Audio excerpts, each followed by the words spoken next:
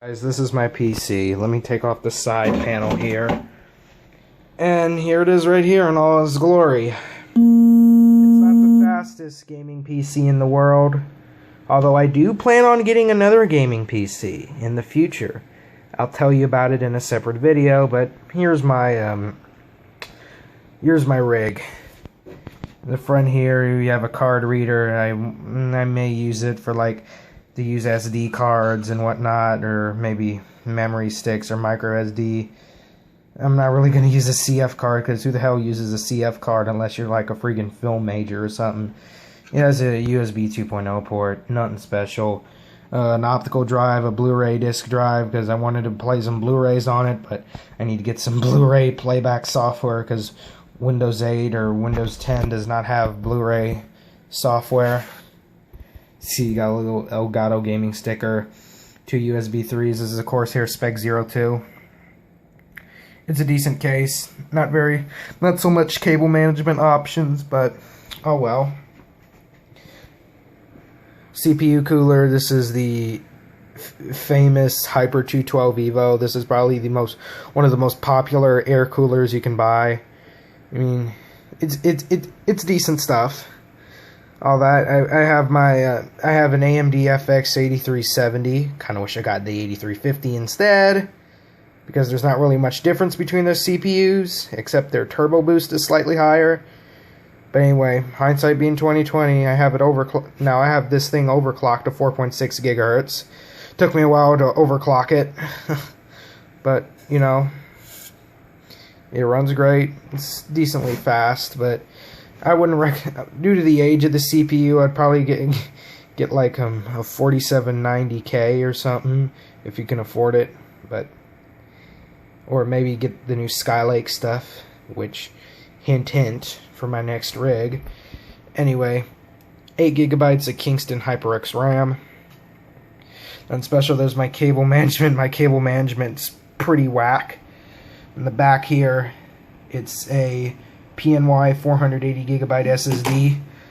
Since, you know, my brother's laptop broke, or didn't really break, something happened with the screen. It's not really going to be in much of use anymore, so I had upgraded an SSD to the thing, and since he didn't really use it that much, I decided to say, hey, can I use this SSD, whatever. They were fine with it.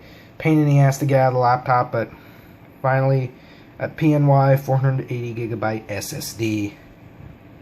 And here, it's a Seagate. Now, down here is a 2 terabyte Western Digital green hard drive. You can probably see this is my mass storage device. This is where all the games go on.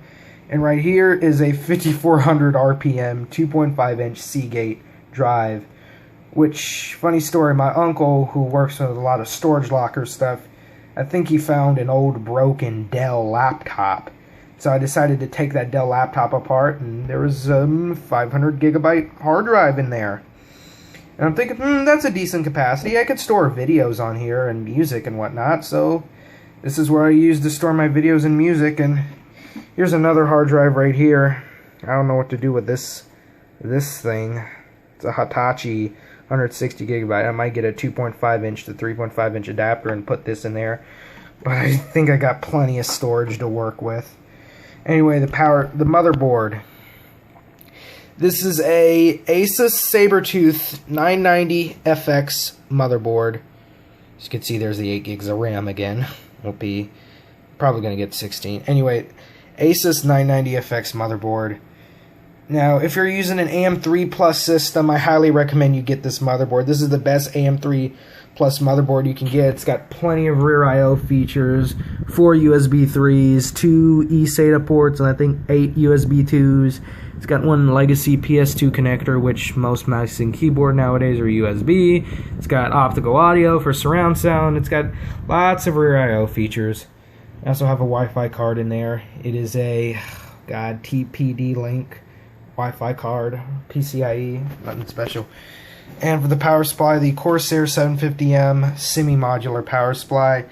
Now it's semi-modular because all the main wires that you need to power up a system are on this, and all your PCIe stuff and your SATA stuff are on modular wires.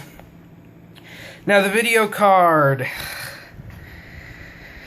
This video card has been quite disappointing. Now, when I built my PC, I was kind of ignorant to PC gaming, and I heard Review Tech USA, of all people, recommending this card for his budget build. And he said Tekka Tomorrow recommended it, and Tekka Tomorrow's review was a little bit deceiving.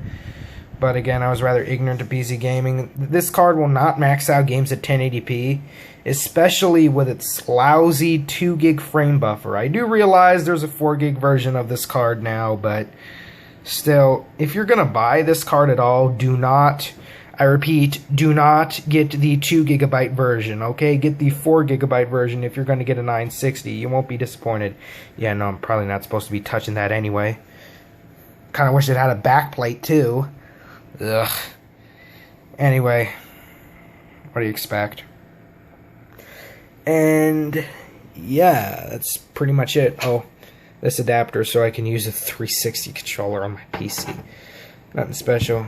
Anyway, guys, I hope you enjoyed seeing my glorious PC. In